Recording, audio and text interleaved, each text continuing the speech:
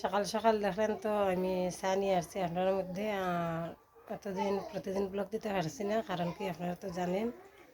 আর এখন প্রতিদিনই ব্লগ পাইবেন। এখন সকালে আমি স্নান করছি না, আমার ছেলে লক্ষ্মীরে দিলেছে আজকে বৃহস্পতিবার। আর আমি স্নান করছি না, ভাবলাম চা খাইয়া লাচ্ছি খালিছে আগে আপনার সামনে আনতে পারছি না। তাই চা খাইলাম আপনার সাথে গল্প করিয়া করিয়া। চা খাইয়া তারপরে স্নান করবো, স্নান করিয়া আইয়া মাছ আছে, মাছ রান্না করবো, করিয়া আপনার সাথে শেয়ার করব। যে কোনো মানে রান্নাও শেয়ার করি বা এমনিও আপনার সাথে গল্প শেয়ার করি করব। এখন তো শীত না, এখন গরম আইয়া পড়ে গেছে। ও দেখেন গামিয়া।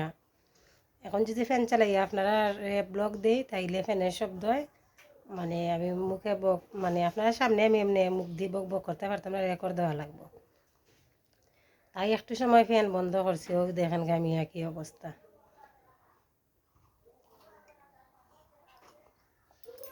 আর বাবার বাড়ি থেকে আইসি শুক্রবারে। আর ভালো লাগেন না, কারণ হয়েছে কি পুরা 1.5 মাস থাকি আইসি। বাচ্চানতে স্কুলও বন্ধ ভাবলাম, তার তাকিও আই মায়ও বাবাইও কইরা তাকে জাগিয়ে তাকে আইসি পুরা 1.5 মাস বাদে বাড়িতে গেলাম। আর এখন ভালো লাগেন না কিচ্ছু। আইয়া দিকে ঘরের মাঝে এমন গান নোয়া, আর দরজা জানালা সব কিছু লাগাল, ঘরের মাঝে কীরকম একটা উংসা গন্ধ করে। আইয়া আমার ছেলে হুইল পাউডার দিয়া গরুর মুছিয়া তারপরে এদিন তার গরু খাইছি না, আইয়া খাইছি দুপুরে জালের গরু। রাত্রে খালিছি আমার ননাসের গরু।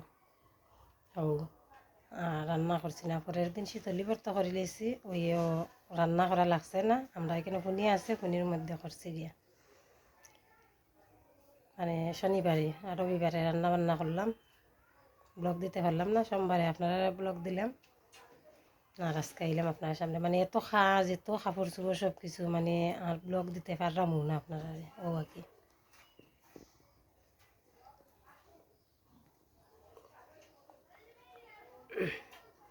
গরমের মাঝে শীতের দিনে যেরকম বারবার চা খাওয়া যায়, কিন্তু গরমের দিনে এরকম চা খাওয়া যায় না।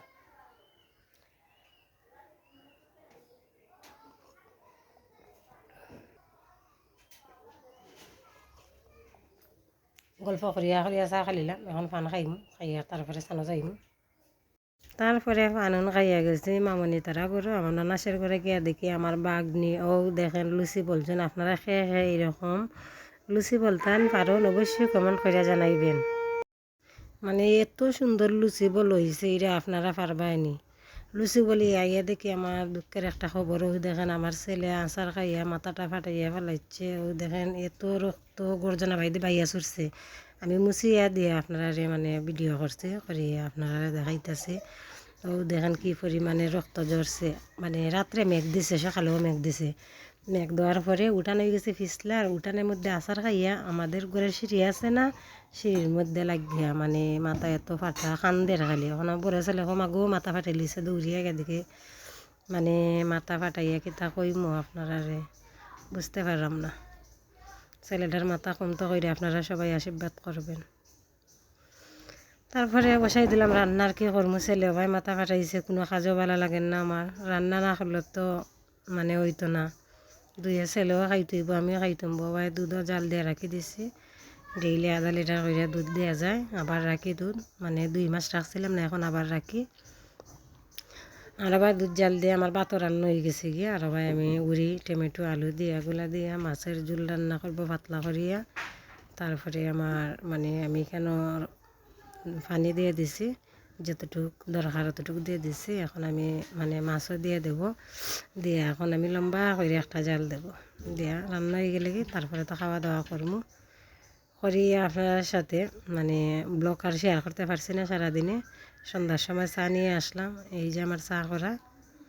চা করিয়া মানে চা খাইমু, খাইয়া চা মানে খাওয়াটা আপনারা মাঝে নিতে পারলাম না, কিন্তু চাটা যে আমি করছি বা ভাড়া দিতেছি এগুলো আপনার সাথে তুলে ধরলাম।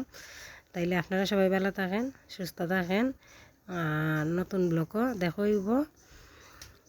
আর এখন আমি কি কইম আপনারা, গুড নাইট কইব না কি এমনিতেই আমি রাখি দিব, মানে বুঝতে পারলাম না। কারণ হয়েছে কি এখন তো সন্ধ্যার সময়, তাই একে আমি বলতেছি। যদি মানে রাইত হইতো তাইলে তো বলা যায় না।